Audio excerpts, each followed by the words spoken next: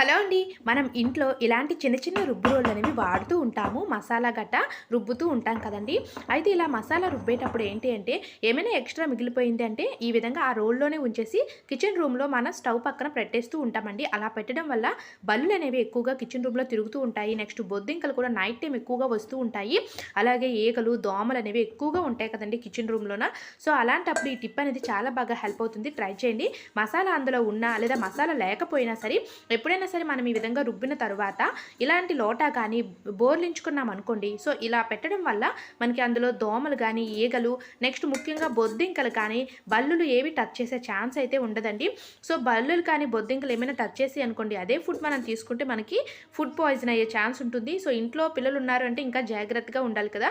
So, అందుకోసం ఇలాంటి tips అనేవి మనం అప్పుడప్పుడు ఫాలో అవుతూ ఉండాలి. సో, ఈ టిప్ అయితే చాలా బాగా హెల్ప్ అవుతుంది. ట్రై చేయండి.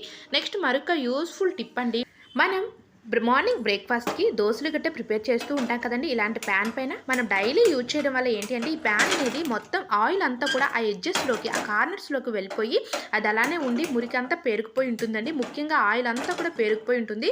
సో, దీన్ని మనం ఈ విధంగా అట్లకర్ర అనేది ఉంటుంది కదా! అట్లకర్రతో కనుక క్లీన్ చేసుకున్నామనుకోండి, చాలా సింపుల్‌గా క్లీన్ అయిపోతది. దానికంటే ముందుగా స్టవ్ పైన ఈ విధంగా ప్యాన్ పెట్టేసి స్టవ్ ఆన్ చేయండి. ఆ యొక్క హీట్‌కి ఆ పైనున్న ఆయిల్ అంతా కూడా తేలిపోతది. సో, చూస్తున్నారు కదా వీడియోలోన. ఇలా కొంచెం హీట్ ఎక్కిన తర్వాత అట్లకర్రతోటి మీరు క్లీన్ చేసుకున్నారనుకోండి, ఆ ఆయిలు, ఆ మురికి, ఆ జిడ్డు అంతా కూడా చాలా వరకు రిమూవ్ అయిపోతది.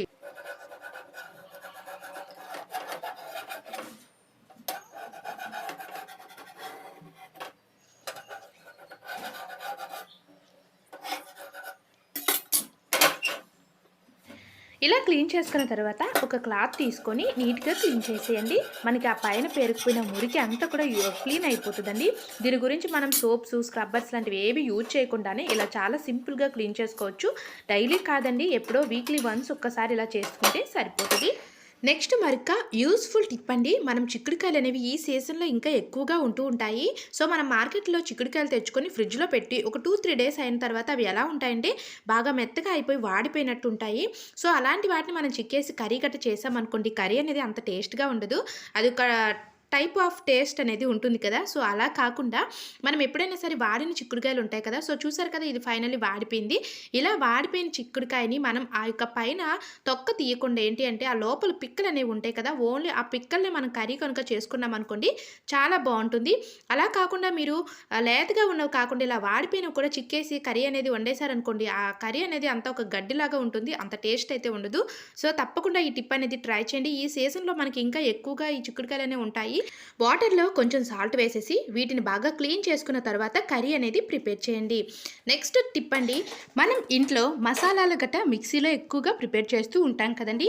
అయితే ముఖ్యంగా మనం ఏంటి అంటే, ఏదైనా చట్నీ కానీ లేదా పచ్చళ్ళు ఏదైనా ప్రిపేర్ చేసిన తర్వాత మిక్సీ అనేది చాలా తడిగా ఉంటుంది. మనం వెంటనే మసాలా ప్రిపేర్ చేయాలి అంటే ఆ తడి అనేది అంత త్వరగా పోదు. అలాగే మనకి స్మెల్ కూడా వస్తుంది. అలా స్మెల్ రాకుండా ఉండాలి అంటే ఫస్ట్ ఇలా స్టవ్ పైన ప్యాన్ పెట్టేసి కొంచెం స్టవ్‌ని హైలో పెట్టండి. హైలో పెట్టేసి ఈ విధంగా మిక్సీ జార్‌ను రివర్స్‌లో అంటే బోర్లించి పెట్టండి.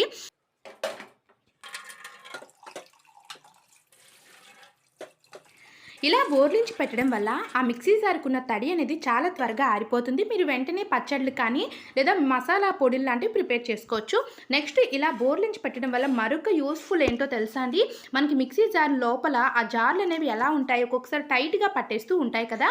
మిక్సీ జార్ లోపల ఉన్న బ్లేడ్స్ కూడా మనకి లూజ్ అయ్యే ఛాన్స్ అనేది ఉంటుందండి. ఇలాంటి మరెన్నో టిప్స్ కోసం మామ్ దీప్తి టిప్స్‌ని సబ్స్క్రైబ్ చేసుకోండి. ఈ టిప్స్ అన్ని మీకు యూజ్‌ఫుల్‌గా ఉంటే ప్లీజ్ లైక్ చేయండి. Thanks for watching. Please subscribe my channel.